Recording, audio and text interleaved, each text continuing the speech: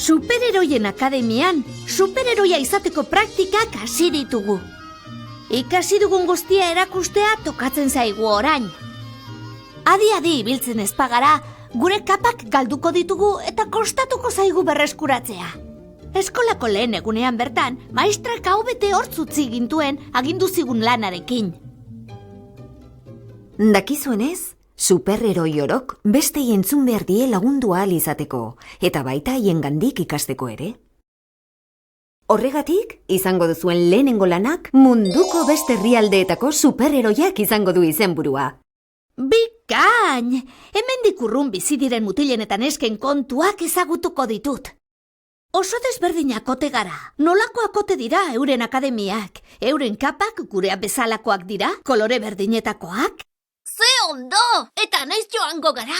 Nire lehengusina behin oso urrun dagoen herri batera joan zen. Eta 12 orduko ekaldia egin behar izan zuen nara heltzeko.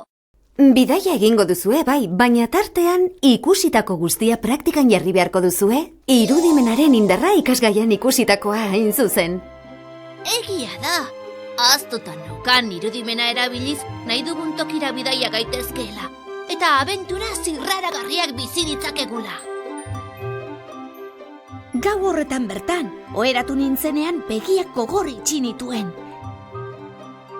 Eta konturatu orduko,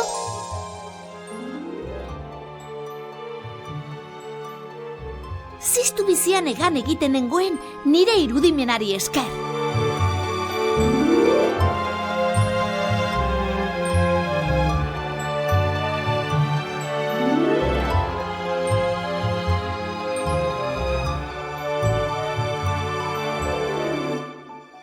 Herri txiki batera heldu nintzen. Bideetan zehar neska eta mutil asko jolasten zebiltzan, alde batetik bestera korrika. Halako batean, egurpilo bat zeraman neska bat ikusi nuen. Mika zuen izena, eta hauxe da bere historia. Mikaren familia ez da aberatsa. Aitak landan lan egiten du, baina noizbehinka baino ez, eta aldi laburretan. Mikak 8 urte dauzka eta 2 nebarre baditu. Fabian 6 urtekoa, eta Sara jaio berria. Ikasturtea hasi zenean, Mikak bere ametsetako bat betetzea hartu zuen helburutzat. Udaberriko jaian, ikastetxearen banderarekin desfilatu. Hori lortzeko, nota onak ateratzeaz gain, beste ikaskideek lagunik onena zarela esan behar dute. Ametsa betetzeko aleginak egiten zituen Mikak, eta horrela jarraitu balu, bandera eramango zuen desfilean. Baina Sara jaio zenean, ama gaixotu egin zen. Ama izateko ondoian behar da. Umea sabelaren barruan behar den bezala az dadin. Ondoiaten ezpada, umea jaiotzen denean ama indarrik gabe gera daiteke eta horrela gertatu zitzaion Mikaren amari.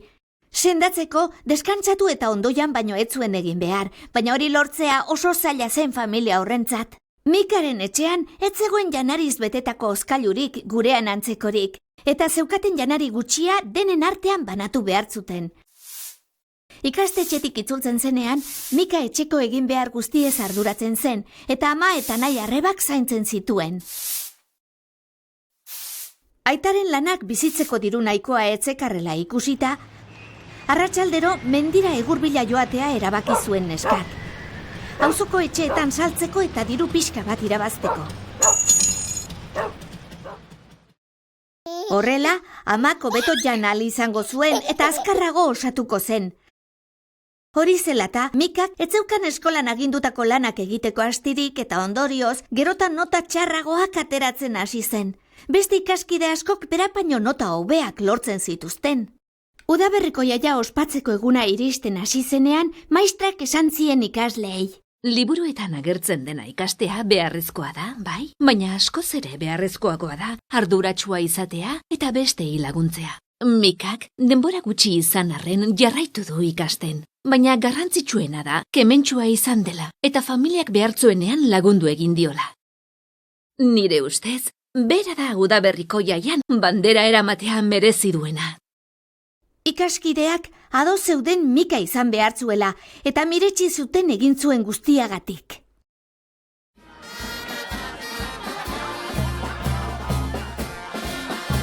Heldu zen eguna. Mikak bandera zeraman, irribarretsu. Baina are gehiago poztu zen, herriko plazara iritsi eta gurasoak arro eta txaloka ikusi zituenean. Izugarri gustatu zitzaien nire ikaskideei Mikaren istorioa. Maistrak zorionak eman zizkidan eta esan zigun. Beste superheroi batzuek egiten dutena ezagutzea eta haiengandik ikastea oso garrantzitsua da. Gainera, historia horrek daukaguna baloratzen erakusten digu. Hemen, ondo jan dezakegu, gure amak osasuntsu daude eta zaintzen gaituzte. Gaixotzen bagara, medikoaren era joan gaitezke, edo bestela, eskolan ikasi eta jolastu ere bai. Ez dakit nola deitzen den Mikaren eskola, baina munduko superheroien akademiarik onenetako bat izango da. Berak egin zuena guk egin ahal izateko akademian sartu arte ikasi beharko genuke.